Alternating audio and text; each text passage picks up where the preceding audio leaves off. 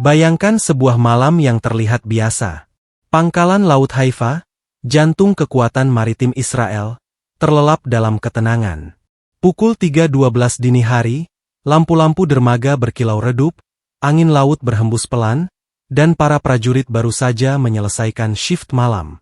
Sebagian sudah tertidur, sebagian lainnya bercengkrama santai, tanpa sedikit pun rasa curiga. Tidak ada tanda bahaya, tidak ada sirine yang meraung, tidak ada radar yang berteriak. Semua berjalan seperti malam-malam sebelumnya. Namun, justru dalam ketenangan itulah malapetaka lahir. Malam itu, laut yang tampak damai sebenarnya menyembunyikan badai. Dalam hitungan menit, seluruh pangkalan akan berubah menjadi neraka. Kapal perang yang gagah akan menjadi puing terbakar. Prajurit yang tertawa akan hilang dalam gelombang merah.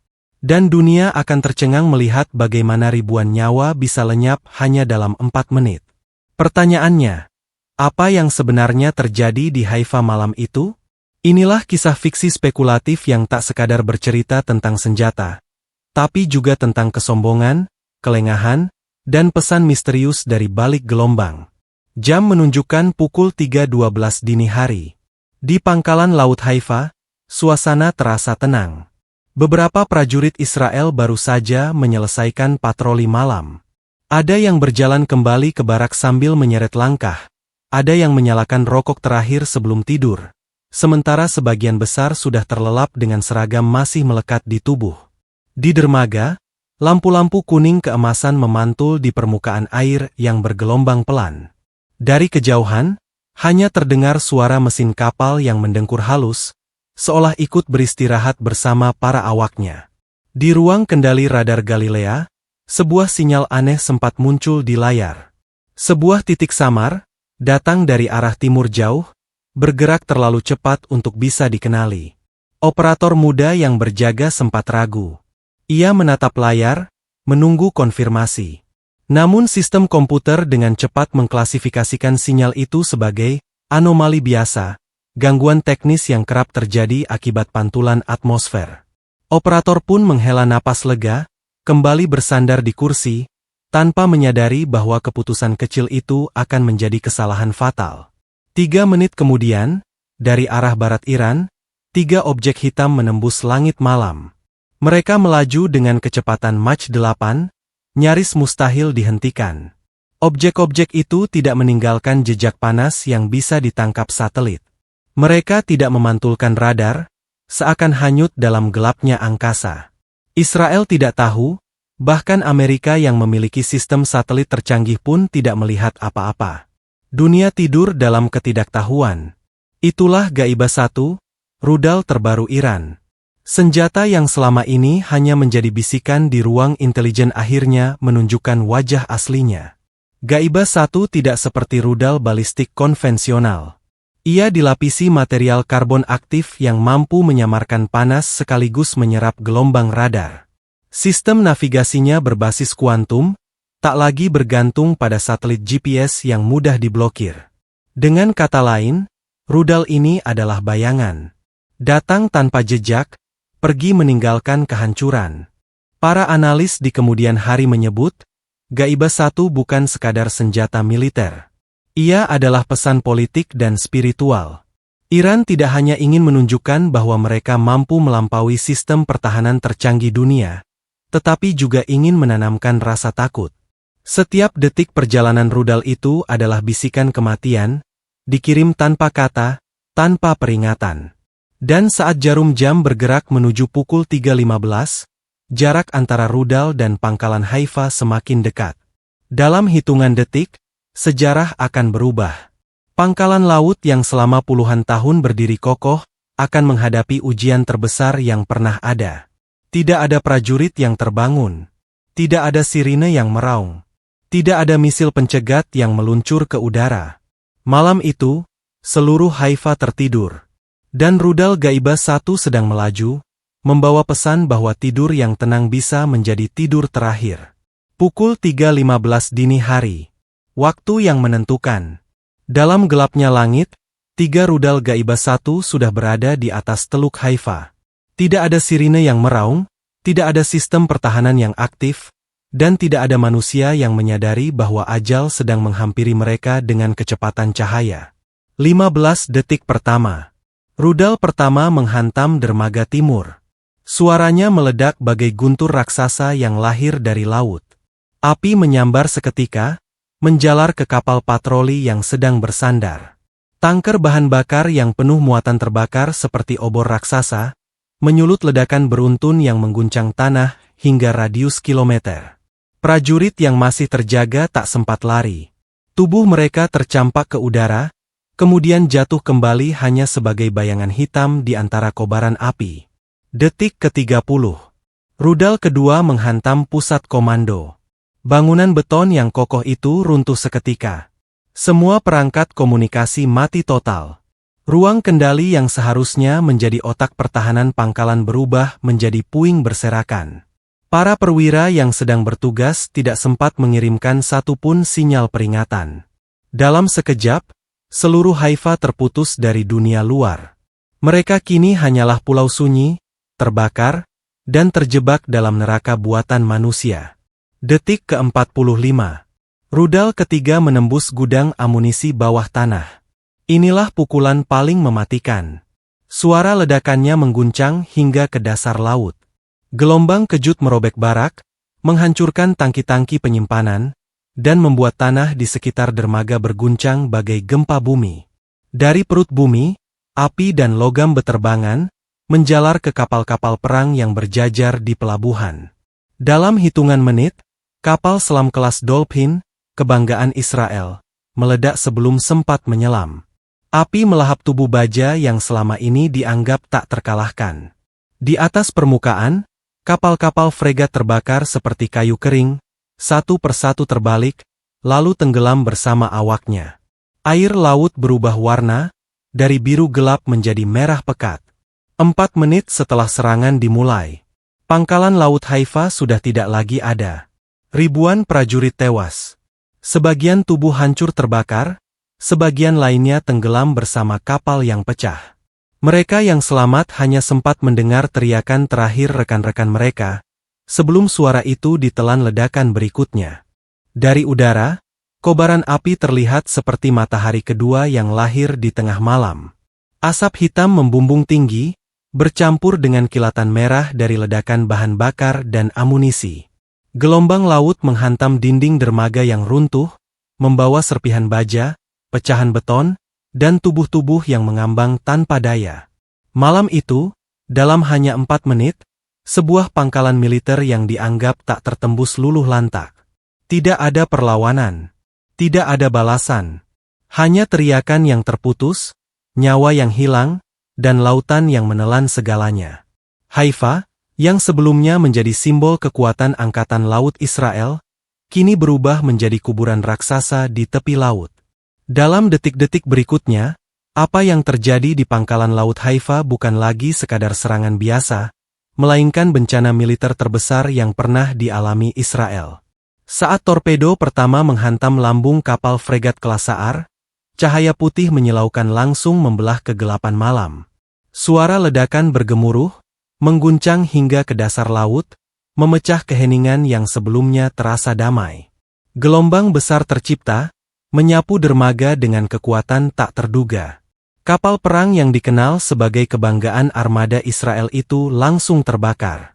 Api menjalar cepat dari ruang mesin menuju dek utama. Beberapa prajurit sempat berusaha menekan tombol darurat, tapi semuanya sudah terlambat. Ledakan susulan dari gudang amunisi memperbesar kobaran api, menyalakan langit Haifa dengan semburat oranye kemerahan. Hanya berselang 2 menit, torpedo kedua menghantam kapal selam yang sedang bersandar. Tubuh baja raksasa itu retak seperti kaleng tipis dihantam palu raksasa. Prajurit yang berada di dalam tidak pernah sempat keluar. Pintu kedap air berubah jadi perangkap maut. Jeritan mereka hanya bergaung sebentar sebelum tenggelam bersama kapal menuju dasar laut. Alarm akhirnya meraung keras di seluruh pangkalan. Namun apa daya, sistem pertahanan canggih yang selama ini dibangga-banggakan lumpuh total. Radar buta, sonar tidak merespon, dan menara kontrol sibuk dengan kebingungan. Serangan itu begitu cepat, begitu presisi, hingga tak ada satupun protokol darurat yang berjalan dengan benar. Dari kejauhan, warga sipil di Haifa melihat cahaya ledakan yang menyerupai bola api raksasa. Mereka tidak tahu apa yang sebenarnya terjadi, tapi ketakutan merambat seperti api liar. Telepon darurat berdering tanpa henti, media lokal mulai menyiarkan kabar, ledakan besar di pelabuhan. Sementara pemerintah sendiri masih buta informasi. Dan di antara kepanikan itu, satu fakta mulai jelas. Israel, dengan segala teknologi pertahanan mutakhirnya, baru saja dipermalukan oleh serangan yang misterius, yang datang entah dari mana. Dalam waktu kurang dari 4 menit, separuh armada laut mereka hancur berkeping-keping. Setelah kobaran api melahap kapal-kapal perang, suasana pangkalan laut Haifa berubah menjadi lautan panik. Sirene meraung terus-menerus, helikopter penyelamat berputar di udara, dan tim medis berlari tak tentu arah membawa tandu. Namun, yang paling mengerikan bukan hanya jumlah korban yang berjatuhan, melainkan kebingungan total tentang siapa sebenarnya dalang di balik serangan itu. Komandan pangkalan mencoba memanggil pusat komando Tel Aviv, namun sambungan komunikasi terganggu. Sistem satelit militer yang biasanya jadi tulang punggung koordinasi, tiba-tiba mati seakan dilumpuhkan. Ini bukan sekadar serangan fisik, teriak salah satu teknisi komunikasi, ini sabotase skala penuh. Israel segera menuduh Iran. Alasannya jelas, selama ini Teheran dikenal sebagai musuh bebuyutan dan punya kemampuan mengoperasikan kapal selam mini serta drone bawah laut. Namun, intelijen Mossad tidak menemukan tanda pergerakan armada Iran di Laut Mediterania. Beberapa analis justru berpendapat ada teknologi baru yang digunakan, sesuatu yang belum pernah mereka lihat sebelumnya. Ada juga dugaan bahwa ini adalah operasi rahasia Rusia atau bahkan Cina, sebagai bentuk unjuk gigi di kawasan strategis. Tapi tidak ada bukti satupun yang mengarah ke sana. Anehnya lagi, sistem satelit AS yang biasanya memantau setiap pergerakan kapal di kawasan itu, juga tidak melihat apa-apa. Seolah-olah Laut Mediterania ditutupi oleh selimut tak kasat mata. Masyarakat internasional geger. Media dunia menyorot headline besar, Israel Navy triplet in 4 minutes. Armada laut Israel lumpuh hanya dalam hitungan menit. Washington mendesak Israel untuk segera mengumumkan penyebab resmi, namun Tel Aviv bungkam. Mereka sendiri masih shock, tidak percaya dengan apa yang baru saja terjadi. Yang paling misterius adalah munculnya sebuah rekaman video antonim beberapa jam setelah serangan. Video itu menampilkan gambar hitam putih dari kamera bawah laut, menunjukkan bayangan objek kecil berkecepatan tinggi yang meluncur ke arah kapal. Bentuknya tidak jelas, apakah torpedo canggih, drone bawah laut, atau bahkan teknologi rahasia yang belum pernah dikenal manusia? Pertanyaan besar pun menggantung di udara. Siapa yang memiliki kemampuan untuk melumpuhkan pangkalan laut sekuat Haifa hanya dalam 4 menit? Dan, apa pesan yang ingin mereka sampaikan ke dunia? Pasca serangan mematikan itu, Israel benar-benar terguncang. Pangkalan laut yang selama ini menjadi simbol kekuatan militernya, kini hanya tinggal puing dan bangkai kapal yang mengapung di perairan Haifa. Lebih dari 1.000 prajurit hilang, sebagian tewas, sebagian luka parah, dan sebagian lain tidak pernah ditemukan. Keluarga-keluarga di seluruh Israel menangis, menunggu kabar dari anggota mereka yang mungkin tidak akan pernah pulang.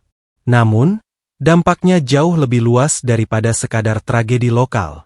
Dunia tiba-tiba berada di tepi jurang perang besar. Amerika Serikat langsung mengirim armada kapal induk ke Laut Mediterania. Iran menuduh Israel sengaja membuat skenario palsu untuk menuduh mereka. Rusia menolak semua tuduhan, tetapi diam-diam kapal-kapal selam nuklirnya mulai berpatroli lebih dekat ke Timur Tengah. Cina pun ikut bersuara, memperingatkan agar konflik tidak melebar menjadi perang dunia. PBB mengadakan sidang darurat, tapi hasilnya hanya debat kusir. Tidak ada yang benar-benar tahu siapa pelaku serangan misterius itu. Bahkan ada teori gila yang beredar, bahwa serangan tersebut dilakukan oleh kekuatan non-negara dengan teknologi rahasia, atau bahkan eksperimen senjata yang tidak seharusnya ada di tangan manusia. Bagi rakyat Israel sendiri, tragedi Haifa menjadi tamparan keras. Selama ini mereka merasa aman di balik dinding besi sistem pertahanan, tetapi malam itu menunjukkan bahwa tidak ada kekuatan yang benar-benar kebal. Bahkan sebuah negara dengan teknologi tercanggih pun bisa hancur dalam hitungan menit, hanya karena lengah dan terlalu percaya diri. Di tengah reruntuhan kapal dan asap yang masih mengepul, seorang perwira muda berdiri memandang laut. Dengan suara bergetar ia berkata, "Ini bukan sekadar perang senjata. Ini pesan. Ada kekuatan yang ingin menunjukkan bahwa dunia sedang berubah, dan kita belum siap menghadapinya." Narasi itu menyisakan pertanyaan yang menekan seluruh dunia. Apakah ini hanya awal dari konflik global yang lebih besar? Atau sekadar peringatan misterius bagi umat manusia, agar tidak terlalu sombong dengan teknologi dan kekuatan? Yang jelas, tragedi Haifa akan selalu dikenang sebagai malam ketika lautan Mediterania berubah menjadi kuburan besi, dan dunia tersadar bahwa tidak ada yang benar-benar aman di era peperangan modern. Sahabat semua, itulah kisah fiksi tragedi besar di pangkalan Laut Haifa. Dari cerita ini kita belajar bahwa sekuat apapun teknologi militer, tidak ada yang benar-benar kebal dari kelengahan dan kesombongan. Dunia modern menyimpan misteri, dan kadang ancaman datang dari arah yang sama sekali tidak terduga. Kalau menurut kalian, siapa dalang sebenarnya di balik serangan ini? Atau mungkinkah ada kekuatan yang lebih besar yang sengaja bermain di balik layar? Tulis pendapat kalian di kolom komentar, karena diskusi dari kalian pasti akan makin membuka wawasan kita semua. Terima kasih sudah menonton sampai akhir. Jangan lupa untuk like, share, dan subscribe agar channel ini terus semangat menyajikan cerita-cerita menarik dan membuka pikiran. Sampai jumpa di konten berikutnya. Salam damai untuk kita semua.